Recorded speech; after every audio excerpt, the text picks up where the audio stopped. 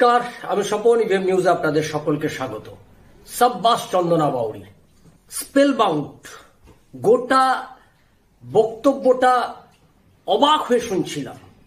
এ ধরনের বক্তব্য বহুদিন পর বাংলার মানুষ শুনবে। আমি সেই বক্তব্য আপনাদেরকে শোনাবো। চমৎকৃত হয়ে যাওয়া, মন্ত্রমুগ্ধের মতো শুনছিলাম সেই বক্তব্য। গোটা বাংলার মানুষের যন্ত্রণার কথা বাংলার এই মেয়ে তুলে ধরছে।